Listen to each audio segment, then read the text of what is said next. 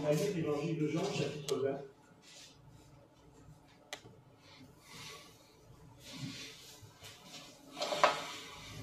C'est ça. Voilà.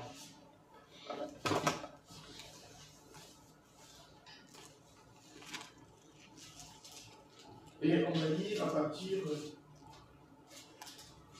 11. Et c'est Corinne, je la fais lire parce que ça lui permet, elle aime bien lire. Elle aime beaucoup lire. Elle aime beaucoup lire. Une lectrice. Une lectrice.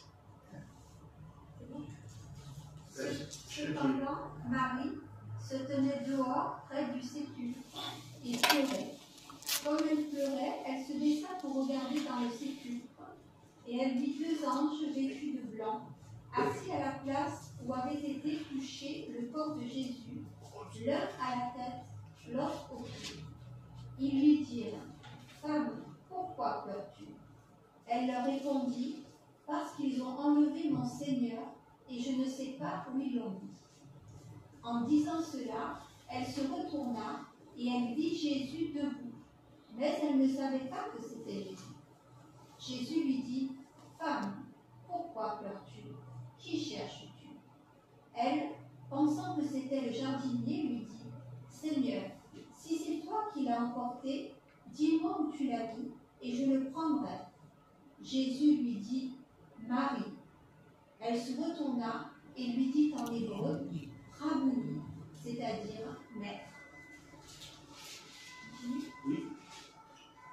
Jésus lui dit: Ne me touche pas, car je ne suis pas encore monté vers mon Père. Mais va trouver mes frères, et dis-leur que je monte vers mon Père et votre Père, vers mon Dieu et votre Dieu.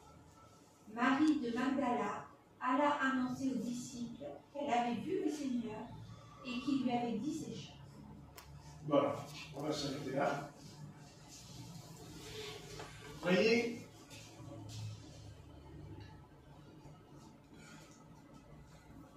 Jésus de Nazareth,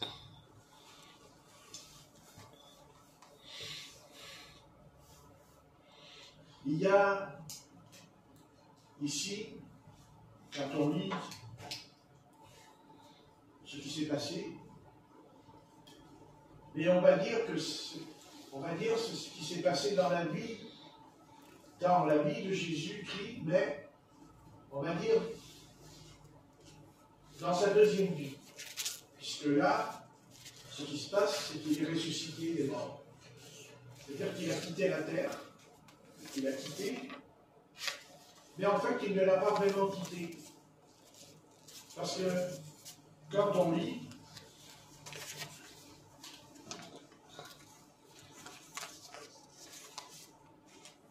au verset 17, Jésus lui dit: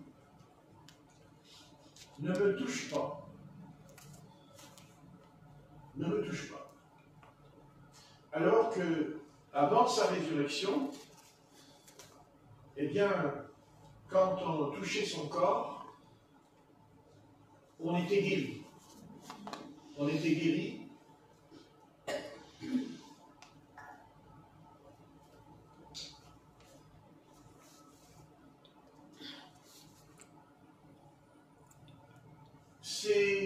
C'est triste, et puis c'est triste de voir ici dans ce passage qu'il n'y a pas ces apôtres, il n'y a pas d'hommes, il n'y a seulement que des femmes.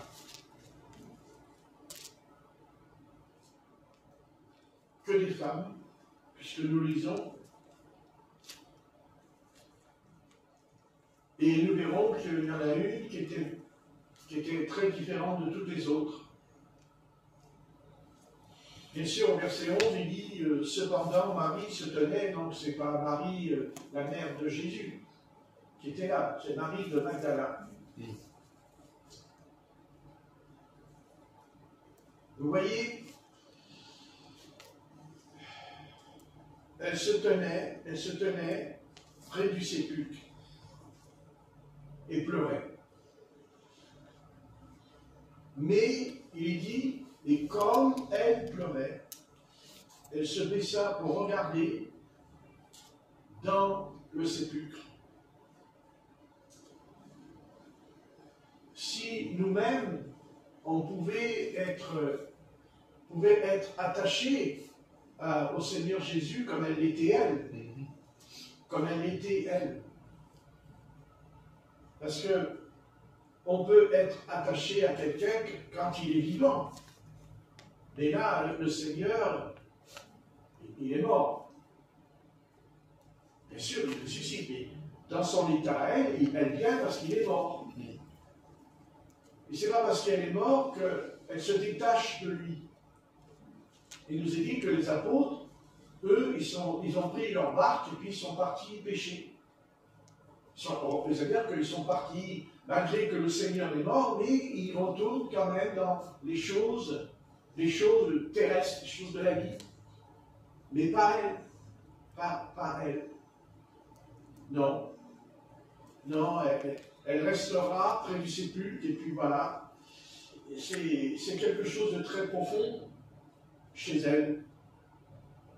Son rapport avec le Seigneur c'est pas du superflu, c'est pas superficiel, c'est une grande sincérité en elle.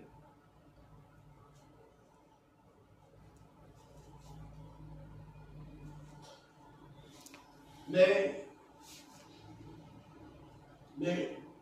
vous voyez,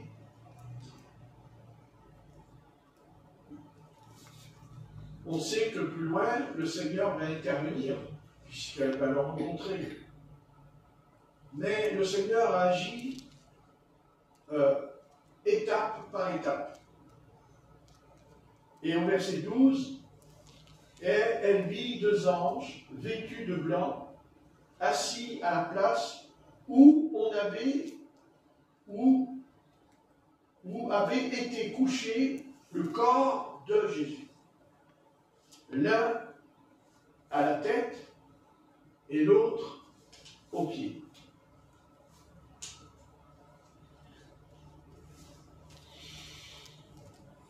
Aujourd'hui, avec cette bande ce que je vais dire un mot qui va choquer, avec tous ces gens-là, avec toutes ces histoires, ils auraient été capables de dire qu'ils ont vu 2 extraterrestres dans la tombe.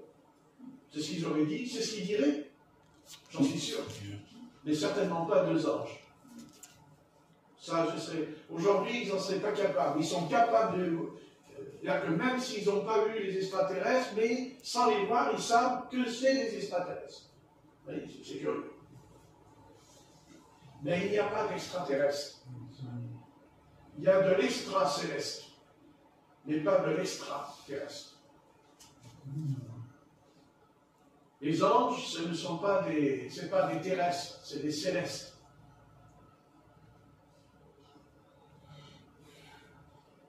C'est évident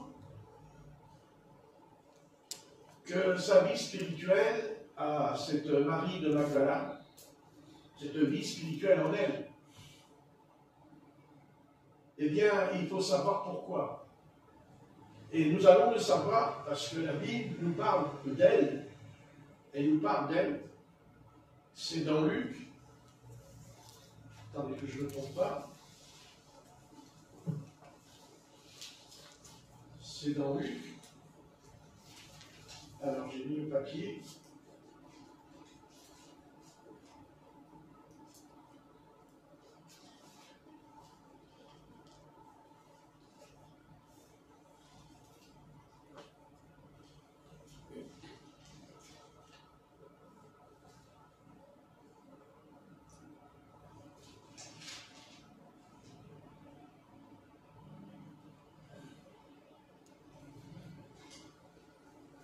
Pas mis au bon endroit. Alors, on va le retrouver. Ah, maintenant, je vais le trouver. Donc, je suis dans l'évangile de Jean.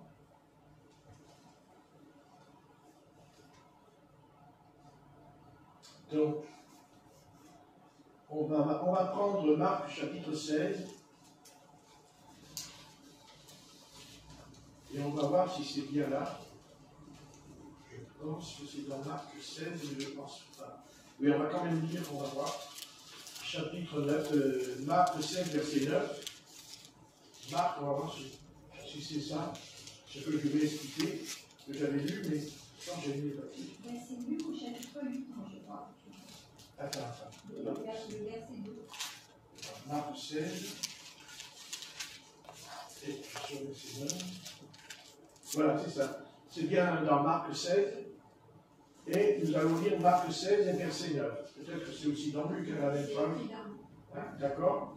Alors on va lire maintenant, parce qu'il s'agit donc d'elle. Hein.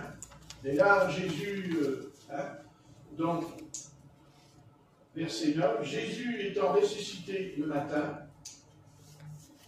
Jésus étant ressuscité le matin du premier jour de la semaine, c'est-à-dire dimanche matin, pour les Juifs, c'est le dimanche, le premier jour, c'est pas le lundi comme c'est le dimanche. Apparu d'abord, écoutez bien la phrase, apparu d'abord à Marie de Magdala, de laquelle il avait chassé 7 démons.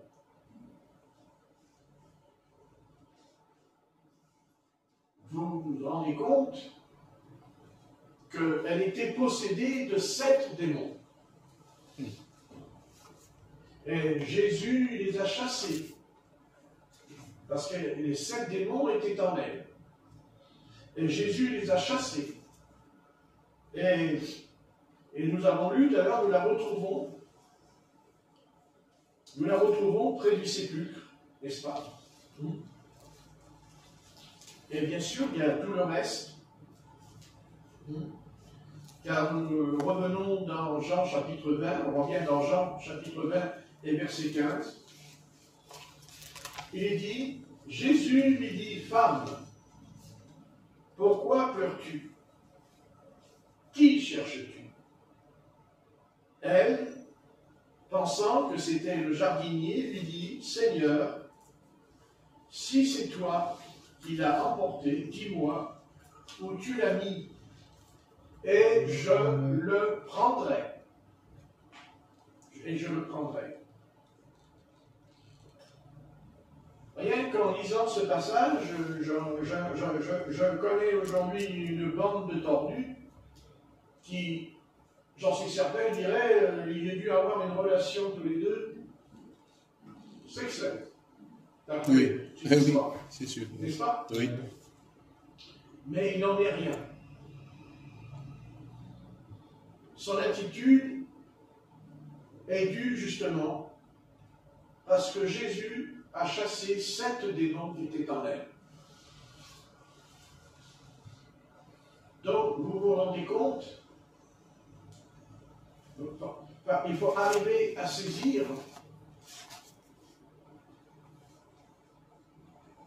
d'être possédé de 7 démons. Et que Jésus les a chassés. Comment pouvait-elle faire autrement de s'attacher à lui? Et puisque cette bande de tordus, je sais que c'est ce qu'ils disent, je pense, ils sont au courant. Donc il le dit, je ne me trompe pas. Mais Marie de Magdala, quand le Seigneur l'interpelle, quand il dit Marie, elle se retourne et elle n'a pas dit mon fiancé, elle n'a pas dit mon mari, elle a dit maître. Amen. Réactiviste attentivement. Non, parce que s'il avait son fiancé, elle n'aurait pas dit maître. N'est-ce pas? Ou soi-disant même qu'il aurait été marié avec elle. Non, Jésus n'était pas marié avec elle, pas du tout. Et le Seigneur n'a jamais eu de relation sexuelle. C'est pas vrai. Certainement pas. Certainement pas.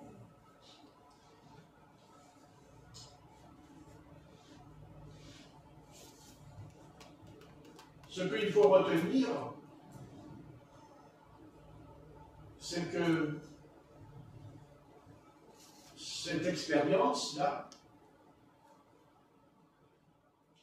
Eh bien, cette Marie de Magdala, elle représente aujourd'hui l'épouse de l'agneau. Nous sommes cette épouse du Seigneur.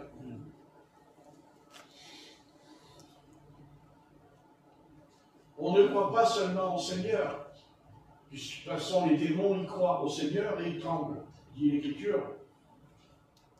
Mais voyez, il faut vraiment, il faut que Jésus, dans nos vies de Jésus, c'est autre chose de très important.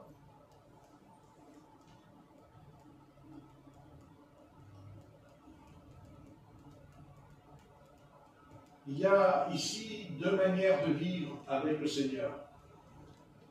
Bien sûr, nous ne sommes pas encore assez prêts. Nous ne sommes pas assez prêts parce que cet événement, s'il a été écrit, c'est parce qu'il a existé, mais il est en rapport de ce qu'elle était près de lui.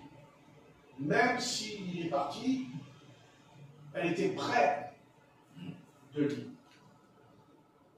Mais elle ne savait pas qu'elle était là, lui, il était là avec elle.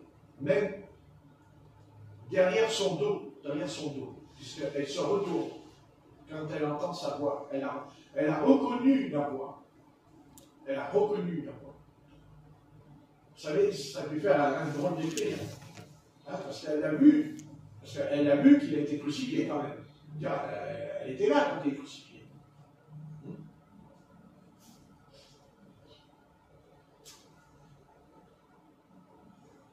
Vous voyez, elle ne s'est pas contentée, elle n'est pas restée là en disant le Seigneur il est mort sur la croix, mais bon, voilà, on l'a mis dans le sépulcre, puis c'est fini. Non, pas elle. Pas elle. Pas elle. Quand elle a dit où est le corps, où ils ont mis son corps, parce qu'elle croyait que c'était le jardinier, elle ne savait pas que c'était le Seigneur, parce que le jardinier c'était le Seigneur. Et c'était lui. Vous voyez? Eh oui. Parce qu'elle lui dit,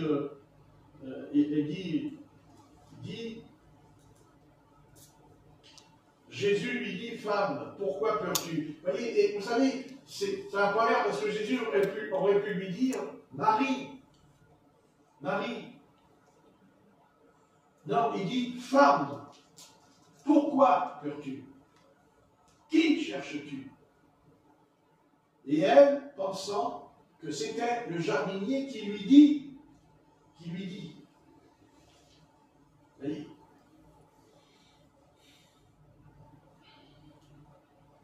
Et au verset 16, Jésus lui dit, Marie. Pas femme. Marie. Pourquoi il a dit femme? Parce que c'est ce qu'il a dit sur la croix. Il n'a pas dit mère. Il n'a pas dit Marie. Il a dit femme. Au sujet de Jean, voilà ton fils.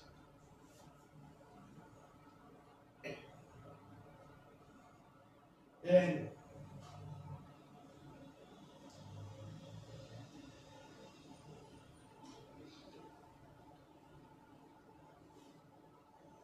femme, pourquoi pleures-tu?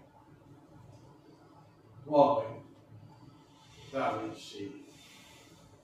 oui, c'est ça, hein, la consolation du Seigneur. Qu'importe ce qui va se passer, qu'importe ce qui va arriver. Mais même si on sera appelé à pleurer, c'est évident. On ne peut que pleurer devant une tombe. On ne peut que pleurer. C'est normal. C'est normal.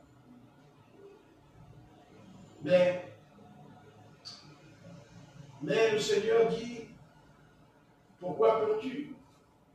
C'est-à-dire, point d'interrogation. Il y a une interrogation. Pourquoi pleures-tu? C'est-à-dire par là, à quoi ça sert que tu pleures? Parce que je suis vivant. Parce que je suis vivant. Et je ne suis pas mort. Je suis vivant. Alléluia. Et c'est ce que le Seigneur veut nous faire comprendre. Il ne nous a pas promis. Il ne nous a pas promis des choses comme ça. Vous voyez, tout est angélique, tout est extraordinaire avec le Seigneur. Hein. Non. Ben non. Non, il y a un temps où on peut se réjouir, mais il y a le temps aussi où il faut pleurer. Mais il est là. Amen. Il est là. Et pourquoi il permet toutes ces situations qui peuvent apporter, un moment de souffrance, de douleur, de regret? C'est un moment difficile. Mais quand le Seigneur dit, femme, pourquoi pleures-tu? Mais il dit après, qui cherches-tu? Qui cherches-tu? Et c'est pas parce qu'on a rencontré, oui, je vais t'aider, c'est pas parce qu'on a rencontré, si tu veux, je vais acheter un bel oreiller, tu sais, comme ça j'ai acheté un oreiller ici. C'est très intéressant les oreillers, ça fait du bien à la nuque. Donc, non, c'est que qui cherches-tu? Et dès l'instant compris, ou dès l'instant qu'on médite ta parole, c'est très bien. Mais le but, c'est de chercher le Seigneur. C'est de le chercher. Alors vous allez dire, oui, mais on l'a trouvé. Oui, on l'a trouvé, mais par rapport à notre niveau. Parce qu'il y aura d'autres niveaux pour le rencontrer. On le rencontre dans le premier niveau, c'est-à-dire la repentance. Il y a un état. Dans la repentance, on est dans un état. Mais on ne va pas rester dans cet état de repentance, pas plus qu'on pourrait pleurer dans le cimetière quand quelqu'un est parti, mais à un moment donné, on ne va pas rester toujours dans cet état. On va passer à une étape supérieure. Ce qui veut dire que les situations extrêmement douloureuses ont un but. C'est que nous devons toujours chercher le Seigneur. Même si on l'a trouvé, mais on l'a trouvé à un certain niveau. Mais pour passer à l'autre niveau, ça ne se fait pas en claquant des doigts. Ça se fera parce que nous passerons par une épreuve, par un test, et toutes les chutes, je ne parle pas des inconvertis, mais toute chute d'un converti de son âme qui a rencontré le Seigneur et qui à un moment donné ne le cherche plus, et ne le cherche pas, ne cherche plus, eh bien on va tomber. On va tomber. Parce qu'on ne peut pas chercher le Seigneur et tomber en même temps. Parce que chercher, c'est-à-dire que quand on cherche, c'est ce que le Seigneur dira au sujet de la femme qui avait perdu la perle dans sa maison. Elle dit qu'elle a cherché la perle qu'elle avait perdue, et quand elle l'a trouvée, elle était joyeuse. Mais, vous comprenez? C'est-à-dire qu'elle cherche la perle, parce qu'elle savait qu'elle était dans la maison. Mais elle ne l'avait pas en main. Elle ne l'a pas en main, elle ne l'a pas en main. Elle l'aura en main quand elle l'a trouvée. Quand elle la trouve. Et le Seigneur, quand il parle de cette perle, quand il parle de cette chose qu'elle a perdue dans la maison. Donc si elle l'a perdue, c'est soit on lui a offert à son anniversaire. Ah oui, pourquoi pas, tiens, ça serait bien, il vient me faire à mon anniversaire. Pas aux hommes, hein, évidemment, pas aux hommes. Pas aux hommes. Vous voyez à qui je pense? Même si vous ne pensez pas, c'est pas grave. Moi, je sais qui c'est. Donc, je veux dire par là que c'est très important parce que cette perle, ben, c'est Jésus. Ah oui. C'est Jésus. Et, oui. Et c'est ça le drame des religions, le drame de la religiosité, c'est que leur croyance n'est pas une perle. Vous voyez, qu'il l'est ou qu'il ne l'est pas, ils sont ce qu'ils sont, mais non, on est changé parce qu'on l'a cherché. C'est-à-dire qu'on a pris le temps, comme Marie de Magdala, elle cherche le corps, puisqu'elle dit, où c'est que vous l'avez mis? J'aimerais bien retrouver, moi, le corps du Seigneur. Vous voyez, elle est là, elle le cherche. Voilà. Parce qu'elle le cherche parce qu'il est mort. Donc s'il est mort, c'est qu'il n'est plus là. S'il n'est plus là, elle considère qu'il n'est plus avec elle. Et ce qui la plongera d'ailleurs dans le chagrin et qu'elle pleure. Mais le Seigneur, lui, vous voyez, c'est pas comme les inconvertis, il dit, ah oh oui, vous voyez, oh, tu pleures, tu as du chagrin, tu as de la peine. Non. Que cherches-tu? Drôle de phrase pour quelqu'un qui pleure. On pourrait même penser que c'est presque insensé. Dans l'état où quelqu'un qui dira, mais quand tu parles, qu'est-ce que tu racontes? Enfin, le mort, il est mort, et toi tu dis que cherches-tu puisqu'il est mort? Tu ne peux pas chercher quelqu'un puisqu'il est mort. Eh oui. Oui, il est mort. Seulement, ce n'est pas seulement un corps qui est mort. Non. C'est la perle. Parce qu'elle a une très grande valeur. Et d'ailleurs, le texte dit que quand elle l'a trouvée, elle va voir ses voisins. Je dit, elle va voir les voisins, elle dit, et elle partage. Elle partage cette joie. Elle se réjouit. Vous voyez, hein, elle partage. Elle a trouvé. Donc, quand on ne cherche plus Jésus, non, mais je l'ai trouvé, Jésus. Je sais que tu l'as trouvé, Jésus. Mais, quand tu l'as trouvé, tu as changé, mais tu dois changer encore, et tu dois changer encore. Donc tu es, vous voyez, ce qui nous permet d'être fidèles au Seigneur, c'est qu'il y aura toujours en nous cette recherche de Jésus. Jésus, lui, il se révèle à un niveau, c'est-à-dire il se fait connaître à nous à un certain niveau. Mais peut-être 2-3 ans après, le Seigneur est dit non. Tu ne vas pas rester dans ce niveau, tu vas aller plus loin. Mais tu ne peux pas aller plus loin si tu ne le cherches pas. Mais pour que tu le cherches, il faut qu'il y ait une situation, bien sûr, une situation qui fait que, oui, mais voilà, vous voyez, il y a un événement important, et cet événement important va me pousser. Parce que s'il y a un événement où tout va bien, si tout va bien, c'est formidable, c'est extraordinaire, voilà, bon, qu'est-ce que vous voulez qu'on cherche puisque tout va bien? Non, c'est parce que ça va mal. Mais nous pensons que quand ça va mal, soit qu'on tombe malade, ou qu'on perd un être cher, vous voyez, ça fait mal, ou qu'on n'a pas assez d'argent pour s'en sortir, ça fait mal. Mais je lui ai dit oui, mais c'est pas vrai. Non, justement, ça ne te fait pas mal. Parce que s'il n'y avait pas ça, tu ne me chercherais plus. Tu ne me chercherais plus.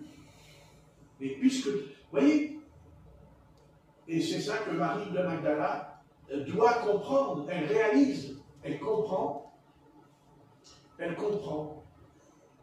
Voilà, et elle se retourne, elle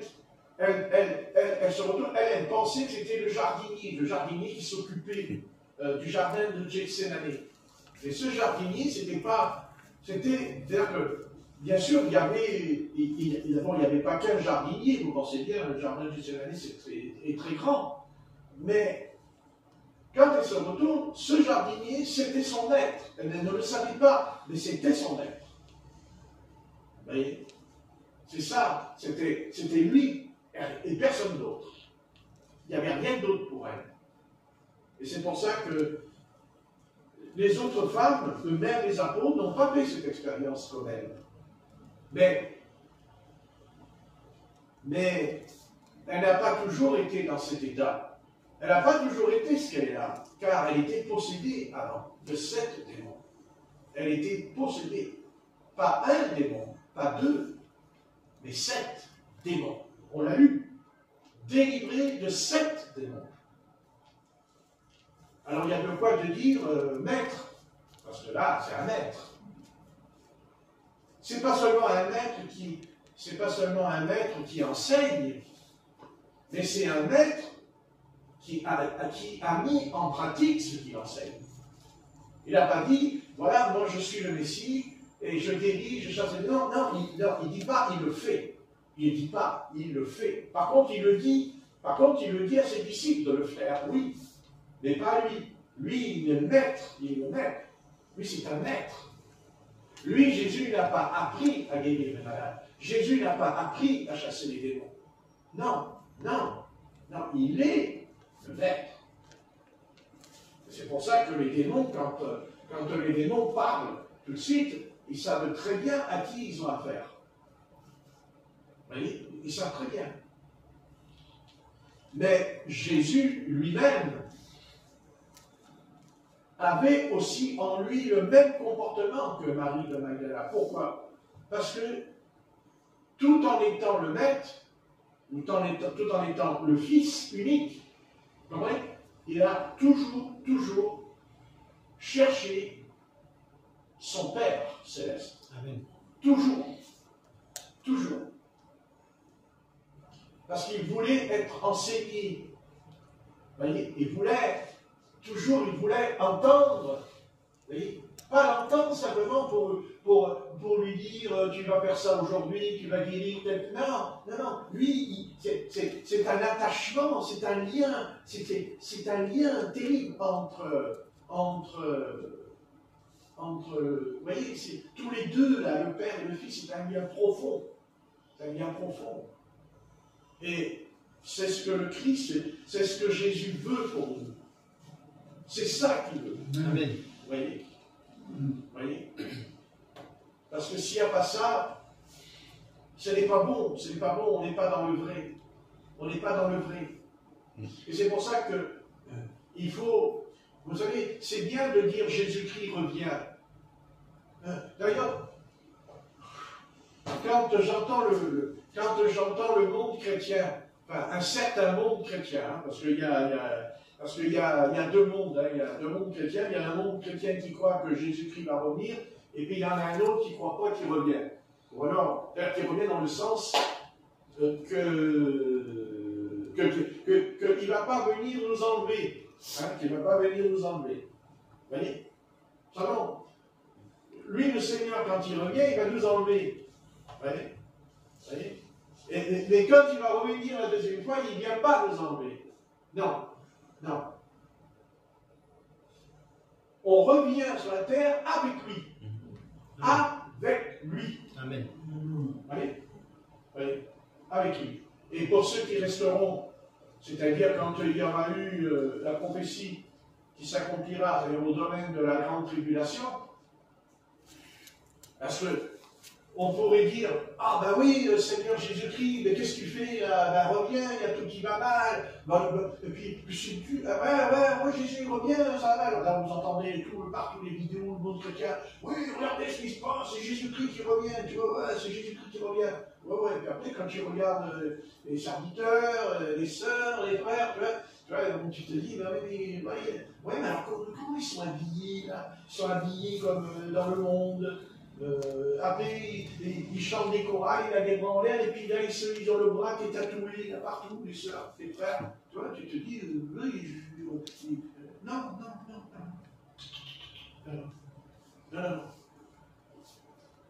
non. Jésus revient sur les nuées, mais avant de nous enlever, il va nous conduire, comme il a conduit Marie de Magdala, non pas dans des galas, non pas dans des meetings spirituels, des grandes réunions. Non, parce que Marie de Magdala, elle n'est pas dans une grande réunion, elle est toute seule, il n'y a personne autour d'elle. Toute seule. Et si elle avait été avec les apôtres, elle ne l'aurait pas rencontré. Parce que eux, ils ont même dit que les femmes étaient folles. Parce qu'elles avaient raconté qu'elles avaient vu Jésus. Amen. Et eux, ils ont dit, ses propres disciples, ses propres apôtres, hein, qui avaient même reçu des dons spirituels, des dons, chasser les démons, ressusciter les morts, hein, Et purifier les lépreux, les apôtres. Hein. C'est pas, faut pas croire, hein, c'est écrit. Hein. Faut pas croire que c'est pas vrai. Hein. Non. Il n'est pas raconté tout ce qu'ils ont fait. Non, ce ne serait pas possible. Vous vous rendez compte, il faudrait un livre énorme. S'il fallait commencer à raconter ce que les apôtres ont fait. Mais ils ont fait, les apôtres. Les apôtres, ils ont guéri les malades. Mais voyez, ils pensaient, mais oui, mais bien sûr, c'est Jésus qui leur a dit. Attendez, bien sûr. Bien sûr. Bien sûr. Mais ils ont quand même dit aux femmes, vous êtes folles. Parce qu'elles ont dit qu'elles avaient lu, qu'elles ont dit, mais Jésus, nous l'avons vu, nous l'avons rencontré. Non mais. Allez, retournez à la maison là-bas et prenez le linge, allez au lavoir et puis commencez à laver le linge. Hein. Ne vous occupez pas des ministères apostoliques, hein, c'est pas votre rôle, tu vois. Ah ouais. Mais pourquoi ils ont fait ça? Mais parce qu'ils ne le cherchaient plus. Ils ne le cherchaient pas, puisqu'ils. Vous voyez, mais Marie et les femmes cherchaient Jésus. Pas parce qu'elles le cherchaient tout en savant qu'il était mort, d'accord? Mais elles le cherchent. Et le Seigneur, il ne va pas les tromper, il ne va pas les décevoir. Parce qu'il va leur dire, c'est moi, je suis là, venez. Hein? Et alors les grands apôtres, hein, et d'ailleurs il y a un texte qui dit, allez dire à Pierre, je peux vous le lire, il dit, allez dire à Pierre que je suis ressuscité, que vous me rencontrerez sur la montagne des Oliviers. D'abord il dit, allez dire à Pierre. C'est important. Pourquoi il dit, allez dire à Pierre que je suis ressuscité? Pourquoi? Parce qu'il était tombé. Il était tombé. Il l'a renié 3 fois. Et le Seigneur, son amour est énorme. Parce qu'il dit, allez dire à Pierre. C'est-à-dire que le Seigneur, vous voyez, il dit, Pierre, Pierre, ce que je t'ai dit s'accomplira. Il aurait pu dire, allez dire à André. Il aurait pu dire, allez dire à Philippe. Non, il dit, allez dire à Pierre que je suis vivant. Vous pensez bien que... D'ailleurs, qu'est-ce qu'il fait, Pierre, quand il a entendu ça? Il dit qu'il a couru jusqu'au sépulcre. Il a couru, les gens aussi, ils couraient. Mais seulement, vous voyez, c'est bien de courir. Mais la Bible dit que Jean, lui, arrivait, qu'il courait plus vite que lui. Ah ouais, qu'est-ce que vous voulez? Il avait que 7, Jean, il avait 16 et 18 ans à l'époque. L'apôtre Pierre, je pense qu'il avait déjà bien plus de 30 ans, c'est sûr.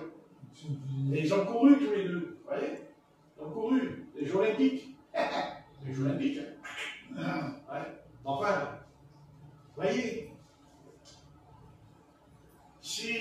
vous savez, si les chrétiens pouvaient courir dans le domaine spirituel comme ils ont couru tous les deux, ce serait formidable. Hein? Oh, ce serait extraordinaire. Mais aujourd'hui, on ne court pas vers le Seigneur. Hein? On marche quand même, hein? On marche, mais bon, on marche, vous voyez, bon, j'arrive, Seigneur, attends, j'arrive. Attends, j'ai un truc à faire, là. Attends, une minute, j'ai un truc. Après, on fait le petit pas, et puis après, attends, Seigneur, attends, j'ai acheté un champ, hein, puis il faut que j'aille le voir. Hein. Ouais, j'ai acheté des bœufs pour que je les essaye. Ben, tu comprends? Ouais. Ah ouais, t'as acheté un champ, mais tu ne l'as pas vu. Ah ouais, c'est intéressant, la phrase. Des bonnes excuses. Ouais. Vous savez, c'est extraordinaire de penser que parce qu'on est homosexuel, on est perdu, parce qu'on est prostitué, on est perdu, parce qu'on ment, on est perdu, bien sûr. Mais c'est incroyable que Jésus peut dire aussi qu'on peut être aussi perdu quand on cherche une excuse pour venir à lui.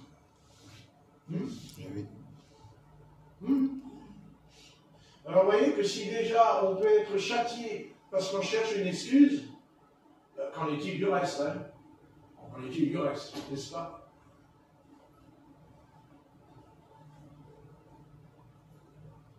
C'est le maître.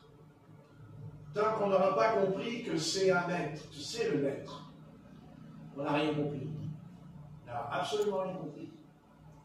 Et c'est ce qui nous poussera d'ailleurs à ne pas chercher ou à rechercher.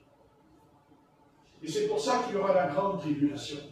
Et il faut qu'il y ait la grande tribulation. Pourquoi? Pourquoi il faut qu'il y ait la grande tribulation? Ben, exactement comme il y a eu là, au sépulcre, au sujet de Marie de Magdala qui pleure. Vous voyez, il fallait qu'elle soit dans la peine, dans le chagrin, qu'elle pleure, mais pour que ça aboutisse à quelque chose. C'est que quand elle verra Jésus, d'abord elle va être joyeuse, heureuse, mais elle va encore plus le suivre. Encore plus. Il est fort possible que si elle n'avait pas eu ça en elle, elle ne l'aurait pas recherché. Elle le cherche parce que la situation est tragique pour elle. C'est une tragédie pour elle. Où est le corps de mon Sauveur? Où ils l'ont mis? Voyez? Et c'est pareil pour nous. Voyez? Où est le Saint-Esprit? Mais où on a mis le Saint-Esprit? Où il est, le Saint-Esprit? Dans ma vie et aussi dans l'Église. Où il est?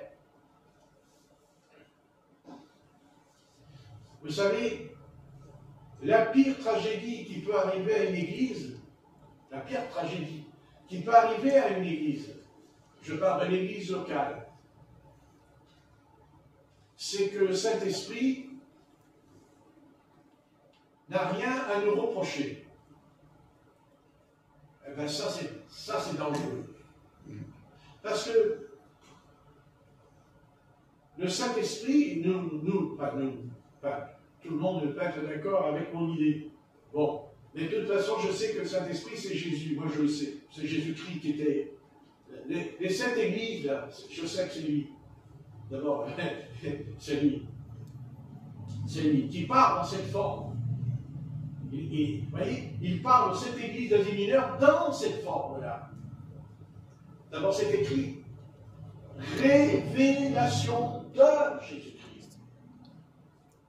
C'est pas les inconvertis, même les théologiens, ils disent l'Apocalypse de Jean. Non, ce n'est pas l'Apocalypse de Jean. C'est l'Apocalypse de Jésus-Christ. Tout ce qui est écrit dans l'Apocalypse, c'est Jésus-Christ qui parle. Amen. Amen. Mais il parle dans la forme du Saint-Esprit. Et même, il dit l'ange de l'Église de ça. L'ange de l'Église. Parce qu'il aurait pu dire le même ange. On aurait pu dire le même ange qui parle aux sept églises. Non. Non. Il y a 7 anges différents. Il y a un ange qui s'adresse à l'église de Philadelphie, qui s'adresse à l'église de Laodicée. Mais ils ont été envoyés par Jésus-Christ. C'est Jésus-Christ qui les envoie. Il n'est pas dit que c'est le Père Céleste qui les envoie. Il dit Jésus-Christ les a envoyés. Voyez, le Seigneur les a envoyés.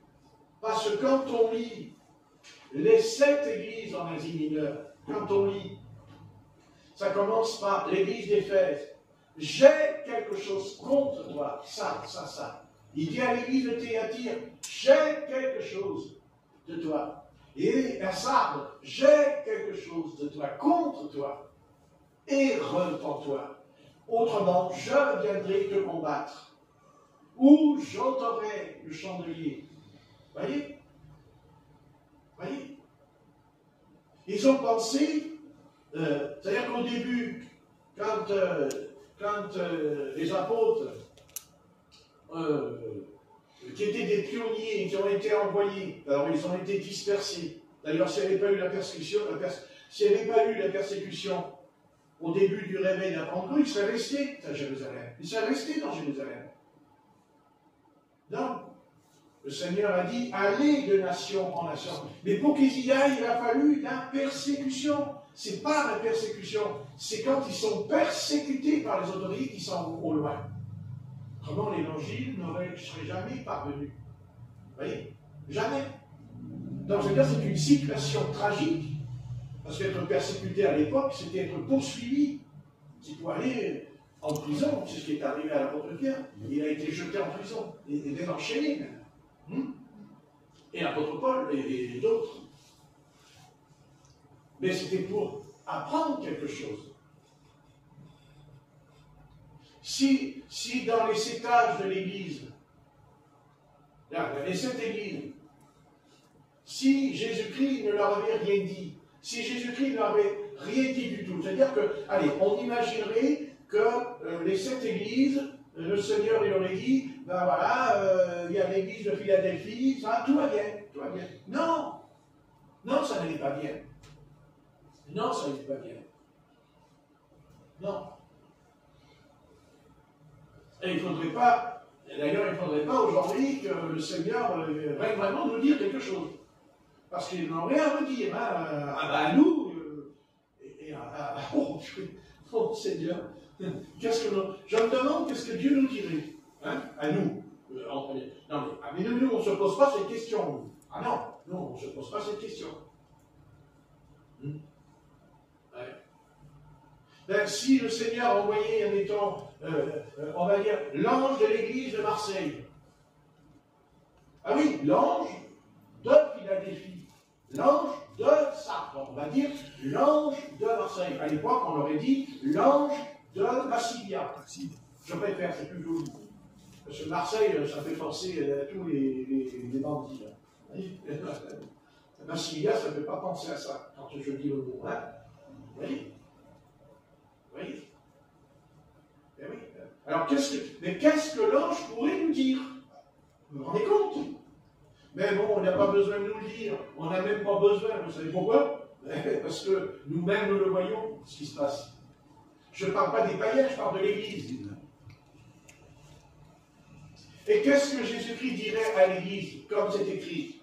Comme c'est écrit, l'ange de l'Église de Sardes dit. Maintenant, l'ange de l'Église de Massilia dit. Il dirait quoi? À l'Église, il dirait quoi? Qu'est-ce que tu fais en pantalon? Pourquoi tu portes des vêtements d'homme? Comment ça se fait que tu portes des robes courtes quand tu viens à l'assemblée? Ah mais non, on voit que les jambes. Tu penses que moi je suis d'accord que tu... Est-ce que tu crois que moi, le Dieu Tout-Puissant, Saint, je suis d'accord? Tu t'imagines que tu pourrais rentrer dans le temple de l'Ancien Testament, et que tu vas rentrer comme ça dans mon temple avec la jupe courte? Mais t'es où là? T'es sur une autre planète? N'ai-je pas dit? Qu'ai-je dit? Les sœurs s'habilleront et porteront des vêtements décents. Amen. Ni tresse dans les cheveux, ne se parle ni d'or, ni de bijoux. Et je pense que Saint-Esprit y rajouterait et ni maquillage. Oui. Non. Amen. Mais s'il le faisait, ça pourrait en sauver quelques-uns quand même. Mais il n'a pas besoin de le faire. Pourquoi? Parce que quand on lit les 7 églises dans les mineurs, eh bien quand on lit, il y en a une dedans qui nous concerne. Dans le sens que si on n'obéit pas, ça nous concerne. Tout ne nous concerne pas les 7 églises. Il y en aura une dedans. Il y en aura une dedans qui nous concernera. Et on n'a pas besoin que Jésus-Christ vienne nous le dire, comme il l'a fait dans l'Apocalypse, dans le 1er siècle. On n'a pas besoin. Et pourquoi? Parce que s'il le faisait, il ne changerait pas pour autant. Parce qu'on n'a pas besoin de changer pour qu'il le lise, parce que nous avons la parole du Seigneur qui nous l'enseigne. Amen. Et qu'on doit se contenter, par la foi, de ce que le Seigneur nous dit. Si on désobéit à ce qui est écrit dans la Bible, je réponds que tu n'as pas la foi. Tu obéis à Dieu parce que tu as la foi dans ce que Dieu t'a dit. Tu crois en lui. Et si tu crois en lui, eh bien, tu fais comme Marie de Magdala. Tu restes jusqu'à ce que tu aies obtenu. Obtenu. C'est-à-dire la chose. Parce que vous savez, elle savait ce qu'elle voulait. Hein? Vous voyez, quand elle a vu qu'elle ne trouvait pas le corps de Jésus, elle n'a pas dit, bon, ben maintenant je rentre à la maison, je dois m'occuper de mes enfants, j'ai un laver. Hein? Vous voyez ce que je veux dire? Non, non, non, non. Elle a dit, où est le corps de Jésus? Et moi, je ne m'en dirai pas tant que je ne trouve pas le corps de Jésus. Oui. Heureux soit béni l'Éternel, parce que le corps de Jésus, elle l'a trouvé, mais vivant. Amen. Parce qu'elle, elle voulait le trouver, mais mort. Mort, pas vivant, elle ne savait pas encore. Elle ne savait pas, mais elle l'a trouvé. Parce qu'elle l'a cherché. Et le Seigneur a répondu à sa prière. Il a répondu à son âme dedans. Et non pas à la religion. Non pas espèce de religion. Parce que les apôtres, c'est ce qu'ils ont fait. Ils sont retournés, avec la barque, pêcher les affaires. D'ailleurs, si Jésus ne s'était pas montré sur le lac de Tibériade, quand ils sont revenus le matin de la pêche, ils n'avaient rien attrapé d'ailleurs. Ils n'avaient rien attrapé. Comme quoi, vous voyez. Eh oui. Ils n'ont rien attrapé. Eh oui. Mais Jésus dit, jetez le filet du côté droit. Et ils l'ont jeté. Et la Bible dit, ils ont tiré le truc. Et qu'est-ce qu'il fait ici? Mon Pierre dit, c'est le Seigneur. Non, c'est pas Pierre, c'est Jean qui dit, c'est le Seigneur. L'autre, il dit, c'est le Seigneur. Mais lui, l'apôtre Pierre, lui, alors là, il se jette dans l'autre, puis il court. Hein? Ouais, même dans celui, il court. Ouais. Parce que, vous voyez, il ne pouvait pas vivre sans lui. Il ne pouvait pas vivre sans lui. Amen. Contrairement au monde. Contrairement au monde, alors là, ça n'intéresse pas. Mais pas eux. Pas eux. Et ils sont passés par là.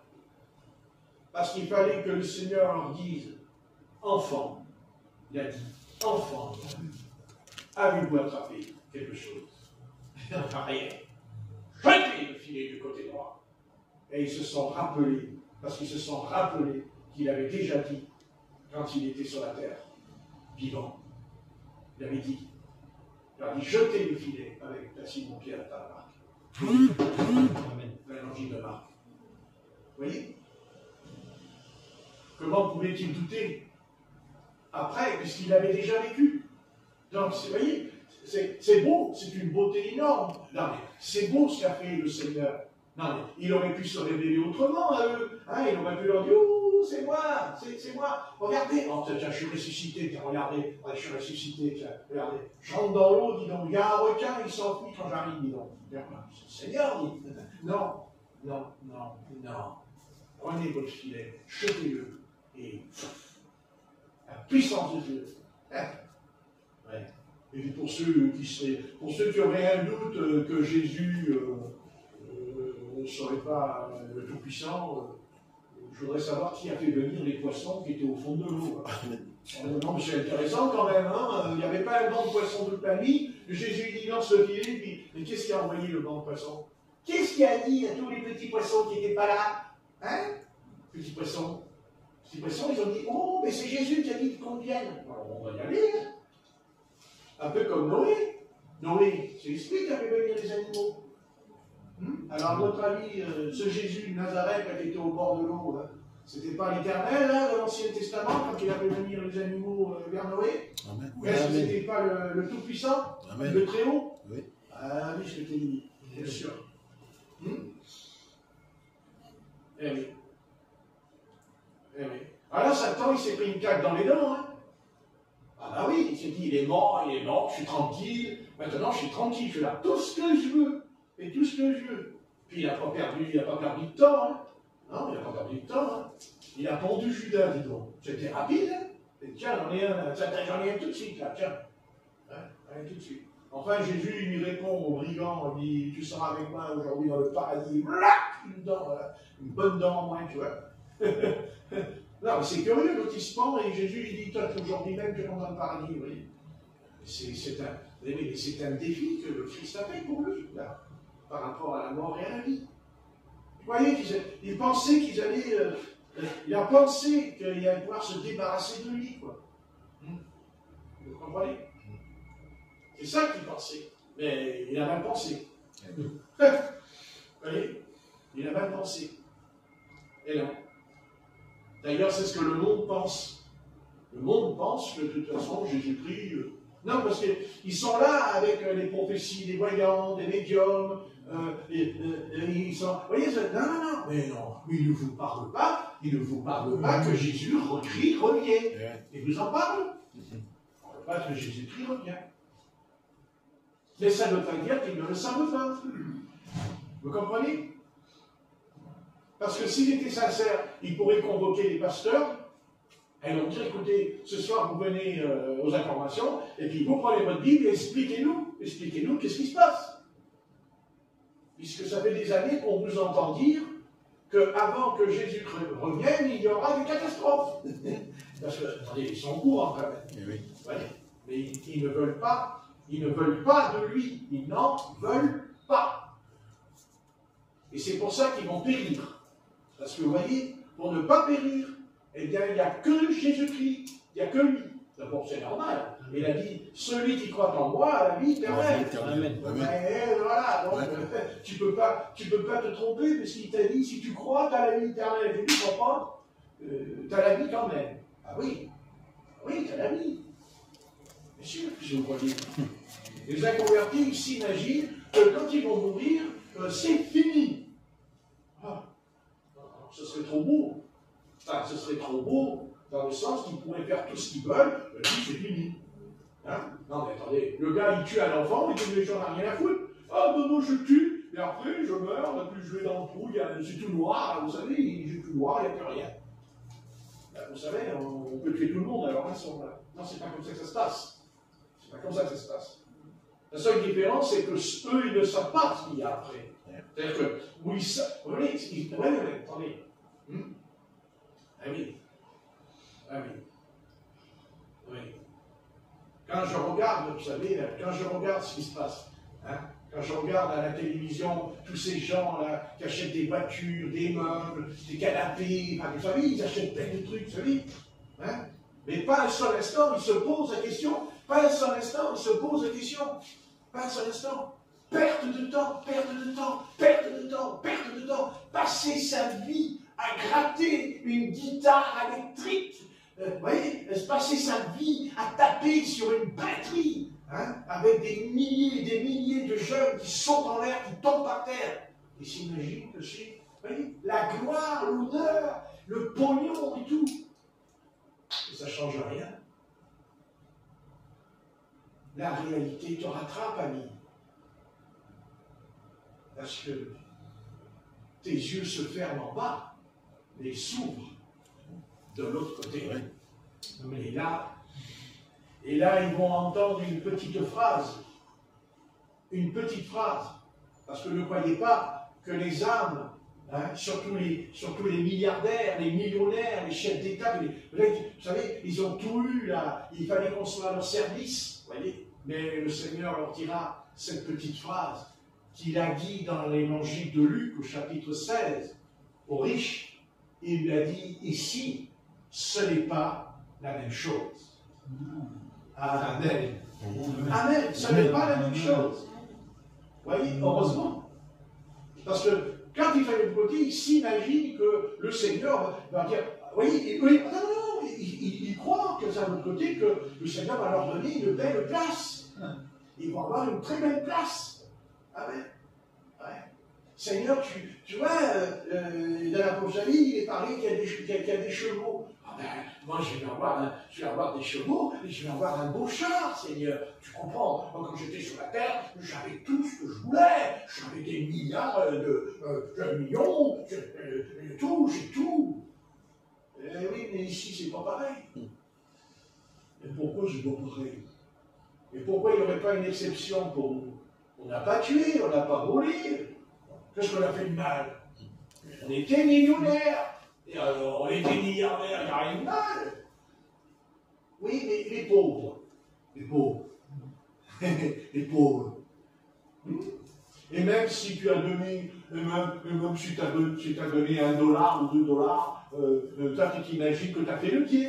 Mais le Seigneur leur montrera, je vais te montrer quelque chose. Tu vois, ici, dans la parole, dans ma parole, il est écrit que quand je suis venu sur la terre, j'étais dans une synagogue, et je me suis mis devant un tronc. Je me suis mis devant un tronc. Et alors, les gens, ils passaient devant moi, et puis ils mettaient l'argent dans le tronc. Et qu'est-ce que j'ai dit?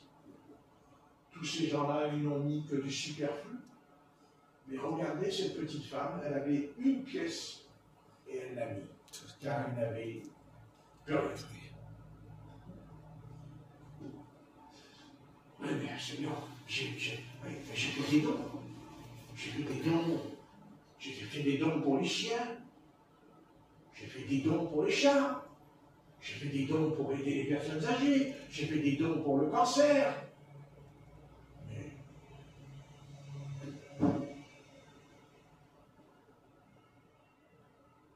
non. Mais non, ça c'est ton monde à toi. Mais m'as-tu donné ta vie? M'as-tu tout donné, croyant? As-tu tout mis sur l'autel, croyant? Tous tes membres. Tous les membres. Tous les membres. Parce que l'apôtre Paul l'a dit dans l'Épître en Romains. Offrez vos membres. Amen. En sacrifice qui sera pour vous un culte raisonnable. Oh, yeah. Donc le Seigneur Jésus-Christ n'a pas besoin de nous donner une nouvelle lettre écrite aujourd'hui, parce qu'on en a 7. Et c'est à nous de les lire, parce qu'on ne les lit pas beaucoup, ces 7 lettres adressées aux églises dans l'Apocalypse. Ce serait très intéressant de les lire, parce que ça, on ne les lit pas tellement, hein, ces lettres. Et vous savez pourquoi on ne les lit pas? Parce que quand on les a lues, on est effrayé. Effrayé de quoi? De ce que Jésus est sévère. Et il est sévère, hein, Jésus. Pourtant, Jésus, il est doux, il est humble de cœur dans l'évangile, Jésus. Que veux-tu que je fasse partie, que je retrouve la vue? Oh, que j'aime ce Jésus. Oh, ça c'est vraiment, c'est un vrai Jésus, ça. Oh, oui. Mais Jésus qui dit, tu dis que tu vois, mais tu es aveugle. Oh, Jésus, il parle comme ça. J'ôterai le chandelier qui est au milieu de toi et je le donnerai à quelqu'un d'autre. Oh, Jésus, il ne faut pas parler comme ça. Mais tu ne parlais pas comme ça quand tu étais sur la terre. Oh, petit bon Jésus, mon petit Jésus. Hein? Jésus, le bon Jésus, le gentil Jésus. Et même Jésus. Oui, bien sûr. Mais il n'aime pas ce qu'on fait pas. Amen. Voilà les choses. Le problème, c'est que nous aimons ce que nous faisons aussi. Ouais. Et pire que ça, c'est que sans savoir, nous sommes aveugles. Aveugles. Qui est d'ailleurs la pire chose qui pourrait nous arriver, d'être aveugles. Et de croire que nous voyons. Alors qu'on ne voit pas, justement. Parce que pour voir, il faut d'abord la lumière. Parce que, je sais pas, moi je ne vois pas comment je peux voir quand je suis de nuit. Parce que je peux me déplacer dans la maison quand il fait nuit, mais je ne veux pas un tabouret ou une chaise dans les rotules. Vous voyez que ça fait mal. Donc j'allume la lumière et je me dis, la chaise, elle est là. Bon, c'est vrai qu'ici, je n'ai pas besoin d'allumer la lumière parce que je les connais, les chaises, où elles sont. Alors, c'est vrai, je me dis, non, on ne va pas là parce qu'il y a ça. Et voilà, ça fait ça. Donc, le problème, c'est que malheureusement, il arrive des fois que je déplace la chaise et je ne la remets pas à sa place. Alors là, je me prends la chaise, tu vois, parce que je n'ai pas remis sa place. Ce qui nous arrive souvent dans la vie spirituelle. Comme on n'a pas remis les choses à sa place, on s'en prend une. Hein? Une petite boule de pétanque. Vous avez les boules de pétanque là? Je vais prendre un petit coup dedans, tu vois. C'est tant mieux. Remarquez, pour certains, vous savez, vas-y si tu veux. Pour certains chrétiens, un petit coup de pétanque, ça serait bien de temps en temps, hein? Un petit coup de pétanque. Vous savez, tu prends la boule là, le Seigneur prend la boule, ça fait, Il dit la boule, tu as comme ça, tu vois, par la boule, et il te regarde, il dit tiens, je l'envoie où la boule? Sur les oreilles, sur le nez, dans le pied, là. Tu vois. Waouh, ça fait mal! Ouh, ça fait mal! Le Seigneur, il dit oui, oui. Ben, c'est là que je pourrais te guérir. Pourquoi tu me lances la boule de détente dans la jambe et tu me dis c'est là que je peux te guérir? Non, mais ce que tu ne sais pas, c'est que quand j'ai envoyé la boule, c'est que justement, ta jambe était malade. Et tu ne le savais pas. Et tu l'as su parce que ça fait mal. Et c'est quand ça fait mal qu'on sait. Et c'est pour ça qu'on ne veut pas avoir mal. C'est pour ça qu'on veut un christianisme à l'eau de rose. Hein? Oui. On veut bien boire l'eau du Seigneur, mais il faut quand même mettre un peu de sucre dans l'eau. Un peu de sucre, évidemment.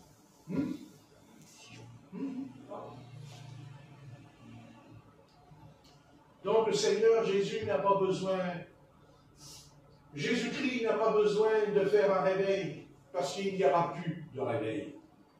Parce que le réveil, cher ami, toi qui m'écoutes, le réveil, eh bien il commence dans ta chambre. Entre dans ta chambre, ferme ta porte, et prie ton Père qui est dans le ciel, et il te le rendra. Amen. Ça, c'est le vrai réveil. C'est ça un réveil. Amen. Un réveil, il commence d'abord en toi. En toi. Et quand il y aura le réveil en toi, eh bien, Dieu se servira de toi pour réveiller ceux qui sont endormis. C'est certain. C'est-à-dire, autrement, pourquoi il y aurait 5 ministères dans l'Église? À quoi servent les 5 ministères? À quoi ça sert? Mais on peut aussi avoir un ministère et être endormi.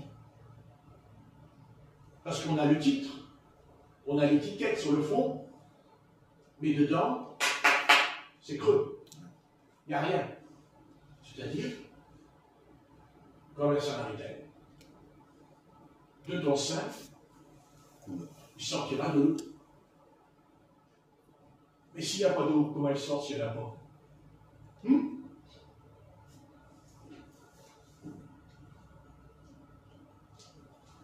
Pourquoi il va y avoir la grande tribulation? C'est parce que c'est grâce à la grande tribulation que l'humanité va crier à Dieu, au Seigneur. Amen. C'est vrai. Autrement, elle n'éprouvera même pas le besoin de son intervention. Voilà la vérité pour le 21e siècle. C'est enclenché.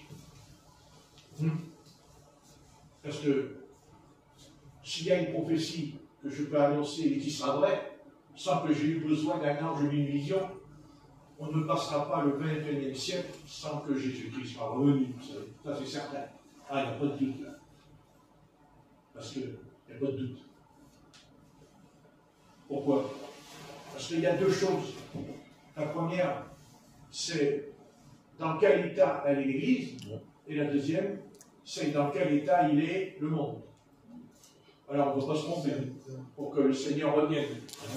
Mais il va permettre cette grande révélation. Il va briser les hommes, il va briser les habitants de la terre, il va les briser. Certes, par beaucoup de tourments, c'est écrit, mais il va les briser. Parce que tant qu'il ne les brisera pas, ils continueront. Et même, ils seront 10 fois plus pires que ce soir encore. Merci, Georges. C'est bien, Georges. C'est bien. Non, mais c'est formidable. Ce garçon, moi, il m'impressionne beaucoup. Il est content, il est content. De toute façon, c'est pas pour flatter, pas du tout, c'est vrai. Vous voyez comment il a réagi? Il a réagi, vous avez vu comment il a fait? Vous avez vu? Mais il y en a qu'un qui l'a fait. Il y en a qu'un. On rate mon bras droit. Ah, faut bien rire un peu. Non, parce que là, Patrick n'en vit plus, là. Mais non, on peut rire un peu. Voilà, ça fait partie. C'est bien, voilà. Vous voyez? Je prêche, mais en même temps, j'ai capté qu'il a réagi. Oui. Il a réagi en même temps, quand même, chez moi. Ah oui. Ah oui. C'est sûr. Donc Jésus-Christ n'a pas besoin de nous parler, de nous expliquer, c'est pas vrai. Parce que tout est écrit dans la Bible, tout est dans la Bible. Et de toute façon, si Jésus-Christ devait nous parler de nouveau et nous expliquer les choses qu'il a déjà dit, eh bien on fabriquerait une deuxième Bible. Donc il n'y aura pas deux Bibles, il n'y en a qu'une. Amen. Voilà, j'ai tout dit. Et on se contentera de cette Bible, parce que la Bible, elle n'est pas vieille. Elle est toujours jeune, la Bible. Et elle n'a pas vieilli, la Bible. Ce n'est pas vrai. Tout ce qu'il y a dans la Bible tout correspond à ce qui se passait dans chaque siècle et dans chaque génération. Car la Bible, elle parle à chaque génération. Amen. La Bible, elle s'adresse au pécheur parce qu'il est dans le péché. Parce qu'il est dans le péché. Voilà. Et que tant qu'il y aura le péché, eh bien, l'humanité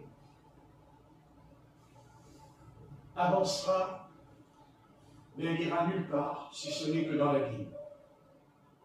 Donc, on va laisser faire le maître, on va le laisser, ça va aller, ça va aller. De toute façon, ça va être catastrophique bientôt.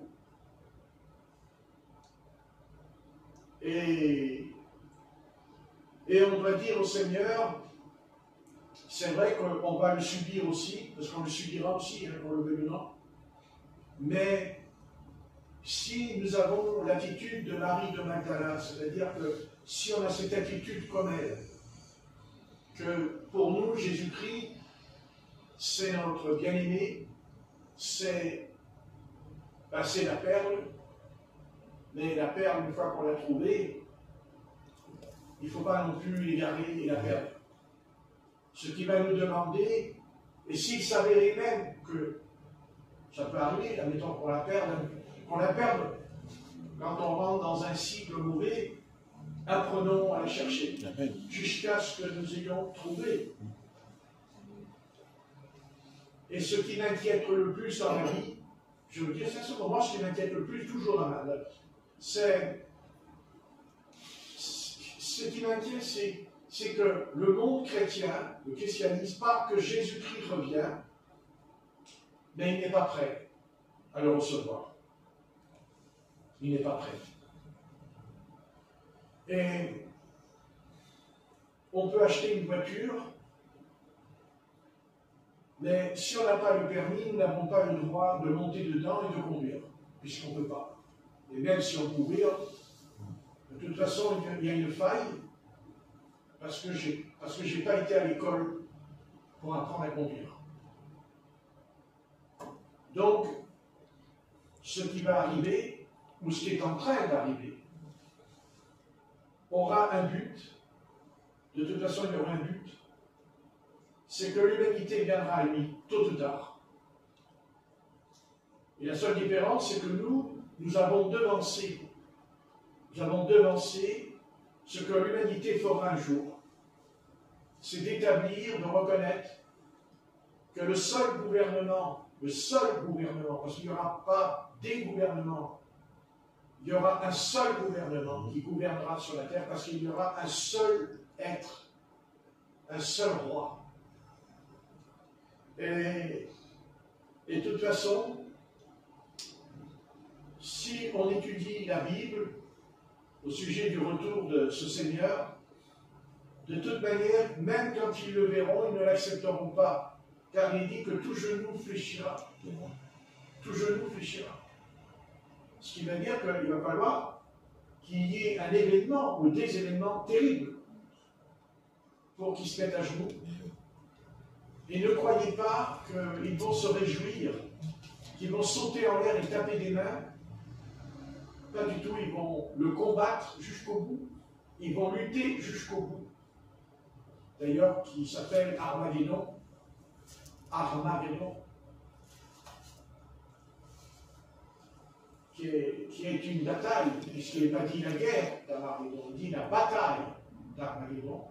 Une bataille, c'est-à-dire ils vont batailler, c'est-à-dire ils vont résister, ils vont batailler intellectuellement, mentalement, et quand ils verront qu'ils n'en ont pas le dessus, Alors ils iront jusque avec les militaires. Militaires. Étonnant que l'autre, ce qu'il a dit. Hein, il a dit, si je ne peux pas, je suis militaire. C'est-à-dire par la force. Ils s'opposeront à lui jusqu'au bout. Ils n'accepteront jamais le règne de Jésus-Christ. Parce que le règne de Jésus-Christ, c'est égal, plus d'homosexualité, plus de prostitution, plus de cabaret, plus de boîte de nuit, plus de cinéma, plus rien. Plus rien. Comme Marie de Magdala. Ouais. Vous voyez, Jésus, on est avec Jésus parce que nous n'avons plus rien. Même de notre moi, notre propre moi, est vidé du monde, de l'esprit du monde. Alors nous ne l'avons pas tout entier, l'esprit du monde, mais on a encore une partie de lui en nous qui n'est pas sortie encore de nous. Et il sortira. Parce que Jésus-Christ va employer les grands moyens. D'abord, il va commencer par nous, d'abord.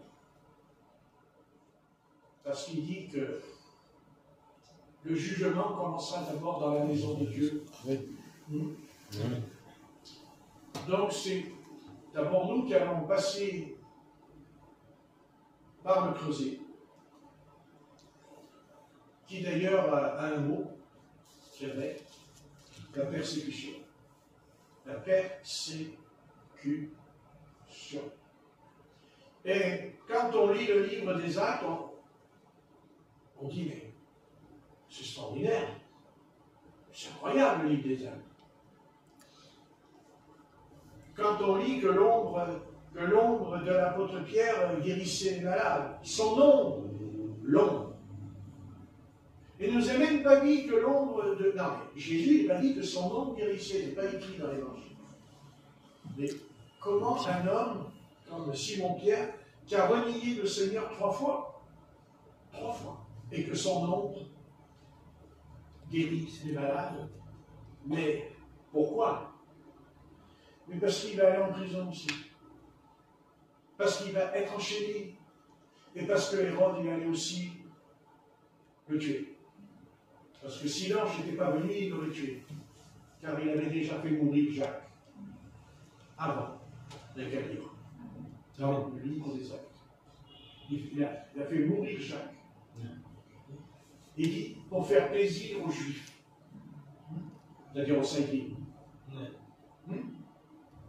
Mais l'apôtre Pierre ne pouvait pas mourir. Pourquoi? Parce que le Seigneur avait prophétisé, prédit pour lui ce qu'il devait faire.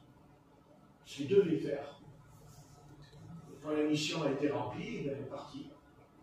Il est parti. D'ailleurs, c'est lui qui l'a dit. Il a dit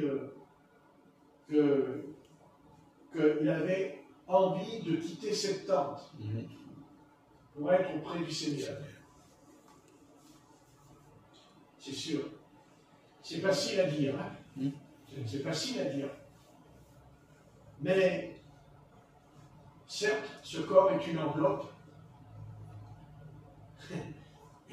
Une enveloppe dont on prend soin quand même, malgré qu'on sait que de toute façon on va la quitter. Puisqu'on va la quitter de toute façon.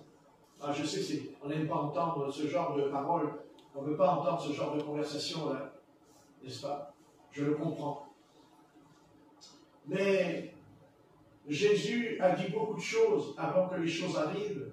Jésus leur a annoncé des choses avant qu'elles arrivent aux apôtres. Et à Simon-Pierre, certes, il lui a dit, je te donne les clés, tu ouvriras. Mais il lui a dit aussi, quand tu étais jeune, tu faisais ce que tu voulais, tu allais où tu voulais. Mais quand tu seras plus âgé, un autre homme te ceindra. et te mènera où tu ne voudras pas. Voilà, donc nous, on va, comme l'apôtre Pierre, on va où on veut.